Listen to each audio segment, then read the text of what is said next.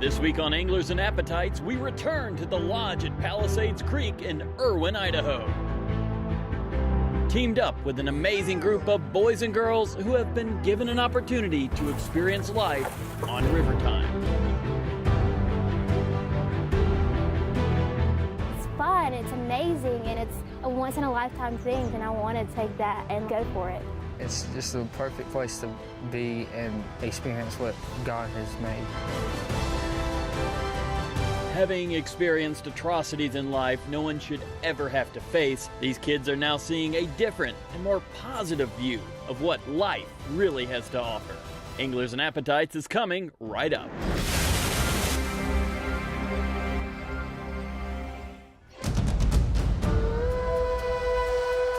This river has the power to heal, to soothe. Maybe it's the Rocky Mountain peaks reaching for the clouds, the wildlife that defines this beautiful region of America, or the unexplained joy of catching one of these Snake River dandies that are known for delivering epic fights and bringing smiles to faces of both experienced and novice anglers.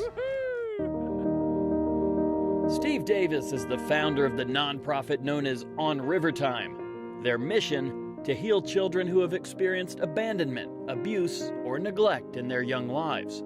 Steve suffered through some of these same atrocities when he was young, but has since found the strength to turn the page and assemble a dedicated group of supporters who, like him, believe being on river time can make a difference. It took me a long time to kind of come to grips with my own issues, and I did most of that on the river.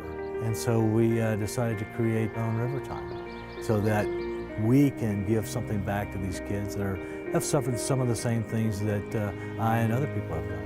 Tears, smiles, laughter, joy, it's all here. And to see the kids and how much fun they have, and to get them away from whatever they're going through in life and to bring them out here and let them feel the presence of this great piece of country that we have, and you know, the fishing and the camaraderie and the teamwork, it's just all part of a great experience. This is only one of many to come with this young man. Our message to these kids is what has happened to you does not define who you are and who you become. This year's group enjoying this On River Time experience are from Big Oak Ranch in Springville, Alabama, a home and education destination that offers children who have gone through these difficult times a nurturing environment in safe, loving, Christ-centered homes. Steve Davis's close friend John Croyle is a former Alabama Crimson Tide standout and the founder of Big Oak Ranch. He and his wife T have helped raise over 2,000 children who have been dropped off at the Big Oak Ranch for a variety of reasons over the past 40 years. And they truly believe in the healing power of On River Time. We're taking a bunch of kids on a trip of a lifetime, and the great part is they've worked hard to get this privilege, and our kids have to earn it. Steve Davis had a vision where he felt the need to do something for kids, and this place had meant something special for him, helped him come to terms with it. So he approached John about bringing our kids. It started by going in and just asking him I want to take his kid fly fishing, and we'll figure it out from there. And every year we figure out something that's going to be a little bit better, deliver something a little bit more unique to these kids. And it's his responsibility, his and T's, to pick the kids that he thinks will get something from this experience, but also deserve it. And it's become an incentive to his kids. And you walk through the school and you have kids walk up to me and say, man, I really want to go on this trip. I'm really trying hard to get my grades up. It's a really good value system. So now it's time to have some fun, and that all begins on the water. Now here's how it works. Each kid is teamed up with one of the river's most knowledgeable guides offered by the lodge at Palisades Creek. And even though this week the river was rolling at extremely high levels, these professionals still find the fish. His first trout, we called it too, put it in the net. He's like, that's a rainbow, isn't it? I was like, yeah. Every boat has a team name, and just like last year, I teamed with my old college friend and guide, Josh Joblo, to get us rolling on this On River Time journey. This is Josh Joblo. He fishes. He's my buddy, college pal. The return to On River Time. Yes. See the kids out there. Yeah. They're doing great. My team is the Lonesome Pole, the return of the Lonesome Pole. Oh, I am wow. Polish. I have one pole. Part two. Oh, wow. We dominated last year, even though we came in last. But what do we got here? This is a fishing pole. We have a giant bobber. We have a big stonefly and we have a San Juan worm, okay? And what we're trying to do here is get down deep. The river right now, as you can see, is almost like the mighty Mississippi. It's a little darker, right? So we got some high water conditions, so we're gonna kind of use some a little bit brighter things, try to get down deep on them, put a little bit of weight in there, kind of dredge the bottom looking for these big, hungry fish for the early season return of the lonesome pole. Thank you, thank you. No, cutthroat, rainbow. Yes. Cutbow, the hybrid between the two. Yep. Maybe a brown. Yes. Anything else in here? What about the whitefish? The whitefish. I didn't mean to leave out the native whitefish. Hey, count. they're a part of nature too. They are also a native species to our area, so we in turn have to enjoy them. Oh, wait. Whoa, What do I got? there you go. Keep stripping, David. Okay. Strip, strip, strip. There you go. Well, the good news is it's a fish. Yes. The bad news is it's not the type of fish we're really after here, David. But I caught a native species. It is a native species, so we're gonna be nice to them. It almost looks like a bonefish. Oh, he's out. Hey, man. Good job. That was awesome. We caught a bonefish. Yep, Rocky Mountain bonefish. That's what we're calling the whiteys now.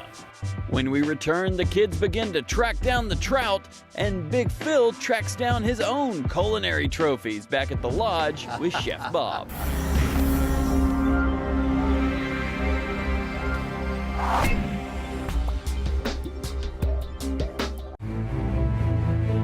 The on-river time journey for these kids is underway, and even though fishing conditions aren't optimal, the experience is as awesome as ever. The kids chosen from Big Oak Ranch are indeed special and have proven themselves to both Steve and the leaders at Big Oak Ranch that they are going to use this experience as a launching pad to enhance their own lives.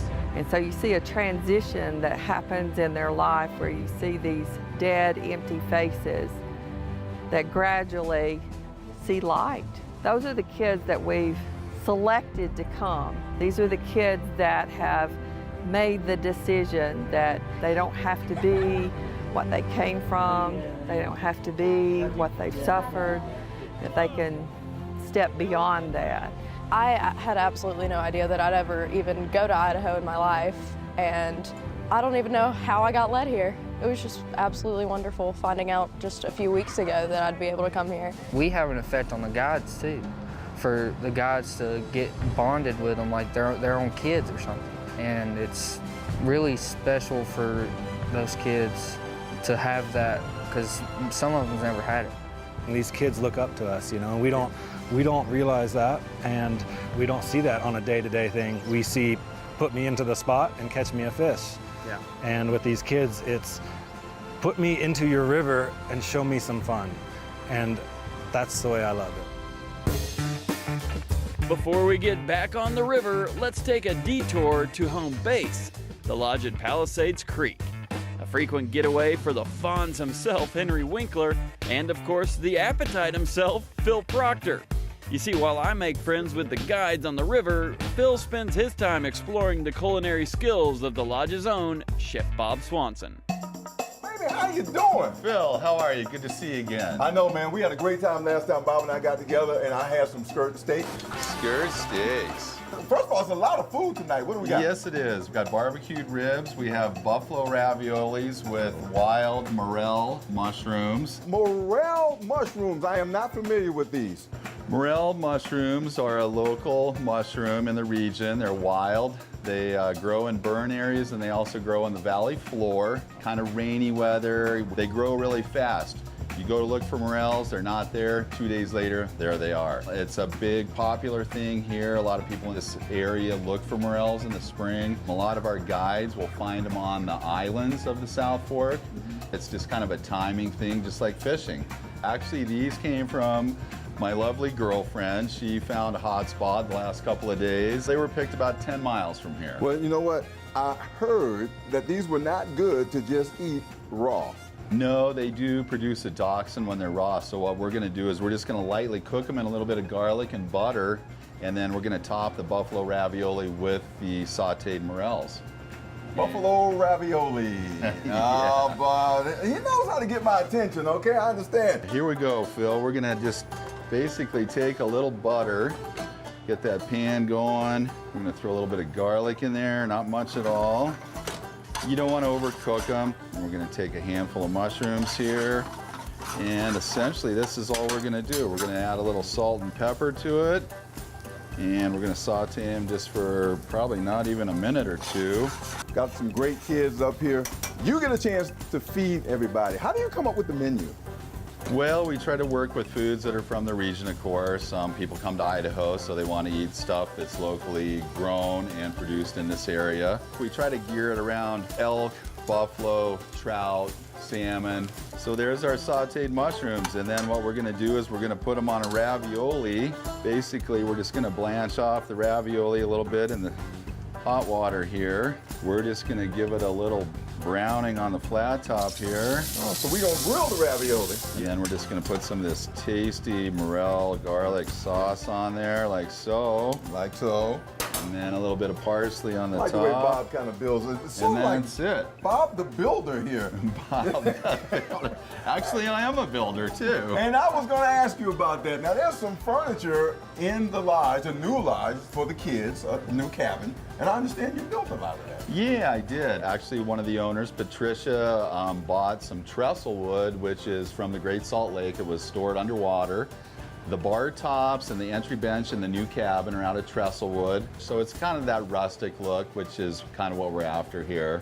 Not too rustic, but you know, a little twang of rustic there. Bob, this looks absolutely scrumptious, and I don't use that word lightly. Oh, that is fantastic. What I like about the mushroom, it's got that woodsy outdoor kind of a flavor to it. Yep, it does. It's got nice texture to it. That's some good stuff.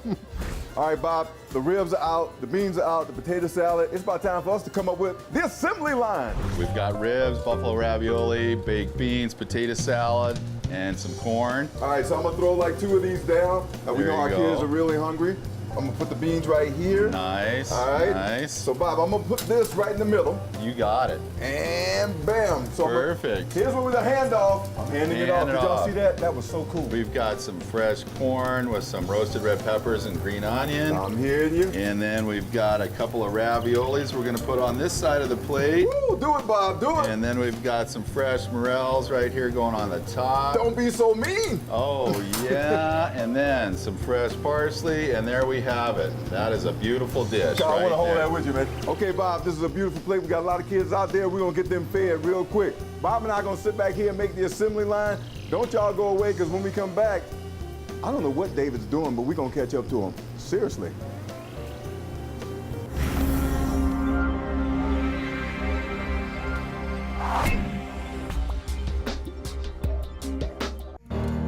Taking this on-river time experience to create a new outlook on life is the vision that Steve, Gina, and the rest of this nonprofit crew had hoped. And Lola is just one of many success stories to come from the Big Oak Ranch on-river time collaboration. Did you know after you experienced on River Time that you wanted to come back here? When I got back home, I was like, oh my gosh, I want to go back. I want to be there. And so that's when I started my process with my resume and stuff and trying to get that together so I could come back. She did this all on her own. She came to the lodge last summer, had a wonderful time, wonderful week with us. And I think around February, she contacted Justin Hayes, the manager here, and said, hey, I'd like to come up here and work for the summer. She called Justin on her own, sent the interview information in, her biographical sketch in, filled out the application, did all that by herself, got the job. Now she's working here, and we're having the opportunity to have dinner with her every night, so that's great. She's out here for the summer to work, and I really want to be able to come out here again next year and help out around here because it's such a beautiful place. Who wouldn't want to work out here? So the on-river time crew were raking in the fish, but the lonesome pole would not go quietly into the night. In fact, Jablo and I started having a little trout success of our own. Goodness, yeah. Hey, look at that little trouty. Yeah. Here we go. Good. Oh, he jumped it. David likes to jump him over the net. Uh-huh. See that, folks? Yeah. Oh, pretty. Nice work. Pretty. Yeah. Hands nice wet. job, David. Nice work. Thank you. Love it. Oh, this one's gorgeous. Whoa, whoa, yeah. whoa. Kids catching fish. I'm catching fish. We're happy out here on the Snake. Oh, got him. Oh, he's Good, running. good. Oh, nice Yeah. rainbow. Rainbow. Thank you for showing yourself. Yeah, netted. Yes, sir. Oh, another beauty. Yeah. As Jablo says, here at the Lodge at Palisades Creek, you don't just take a fish picture. You take a classy fish picture. You take a fish picture with style. You ready to go back? But you see, catching fish wasn't the only excitement on the Snake River during this trip. Big Oak founder John Croyle decided to put on his own safety demonstration and boast his casting expertise. That's a good one. He's gonna have a new ear piercing that his kids probably wouldn't recognize from when he left the trip, from when he comes home. They're like, Dad, you pierced your ear fly fishing out in Idaho? I can't just put mono to it and pull it because the whole ear is gonna move with it. Okay, so let me try it.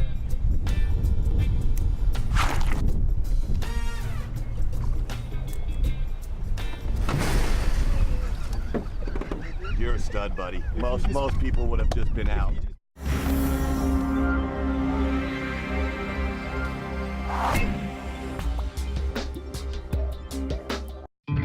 2 amazing days on the Snake River alone is enough to heal and often transform a young person's mind of what life and people in general really have to offer.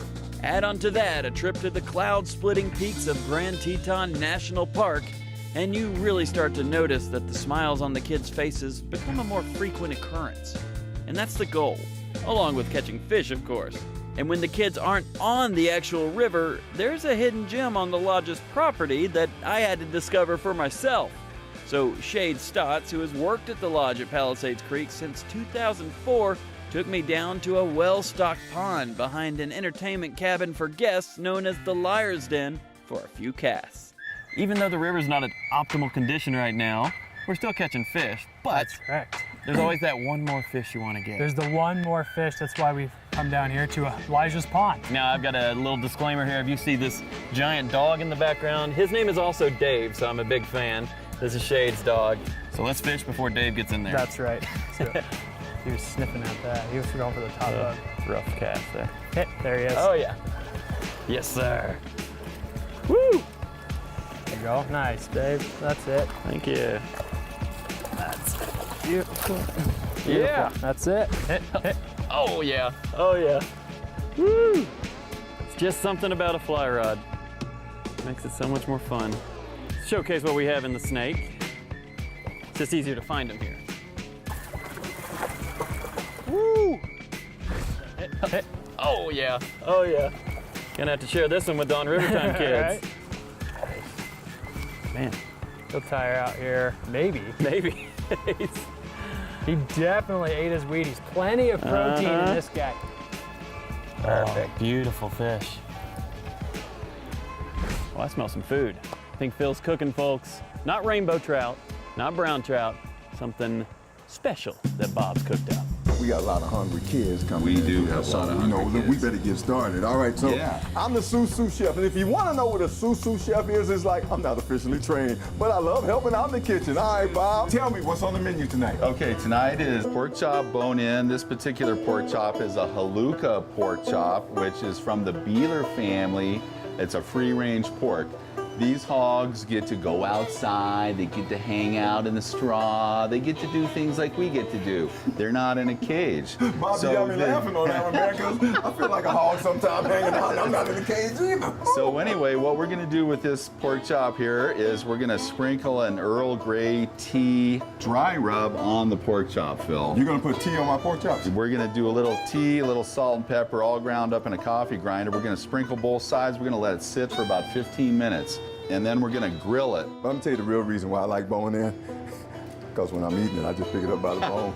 And this is what the appetite kind of does. Oops, sorry about that. Right. Let's just go ahead and sprinkle some Earl Grey salt pepper rub on there. You can go a little heavier if you want Now to. that's what I was. Yeah. I like putting my seasonings on a little heavier. There we go. Okay, perfect. All right. So we're just gonna pat these down a little bit now, just like that. I'm gonna put a little olive oil on and then sear them, and then in the oven they go. So Bob, we also will be making this very special sauce. So this special sauce is an apple burgundy reduction, which essentially is shallots and peppercorns sauteed in brandy. and then it's reduced in burgundy, chicken stock, and apple juice. Then we're gonna put in the apples. Phil, here's the apples. Why don't you go ahead and put those apples in the sauce. Oh, you trust me to put, now this is good. You now trust the appetite. There we go. Go ahead and put them all in there, Phil. Oh, we just want everything. Yep, you got That's it. what I like about working with you, Bob. Let's just go for it. Let's not even worry about it. There it is. There we go. So we're gonna leave that on a low heat for about 15, 20 minutes. You told me you got a recipe for anybody who thinks you can't make mac and cheese at home. I worked at the Four Seasons Hotel. This is one of those recipes that you think, ooh, the Four Seasons, it's gotta be hard. Oh, yeah. It is not. All right, so you're talking about 3 simple ingredients. Velveeta, heavy cream. Correct, and your pasta, which is right here. We're just gonna kind of stir this up a little bit. Can you believe Bob left me alone with the pork chop? Now, I've got the serum, so we're just gonna drop them on. And we love that sizzle. Who doesn't like putting something on the grill that has a little bit of sizzle to it? Like Bob said, searing keeps all that delicious flavor in. Hey Bob, what do you think, man? They looking good? Phil, those chops look great. Whoa, it's getting hot up in here. Jump back, kiss myself. Yeah. You know what's coming up. It's Big Phil's Family Feast. Yay! Z had a great time this week. All the kids on River Time, fantastic. Want to thank Chef Bob. We threw down in the kitchen. Everybody raise your glasses. On the count of 3, I want to hear on River Time. Here we go. 1, 2, 3. On River Time! Bon appetit. Let's eat. Woo! This On River Time experience has once again proved to be a unique and perfect ingredient for happiness. Along with the beautiful experience of Snake River angling, lifelong friendships have been forged. Kids and adults have shared stories of frustration, of struggle, and now, like Steve, many of them have found a place where they can begin figuring out a new outlook on life on River Time.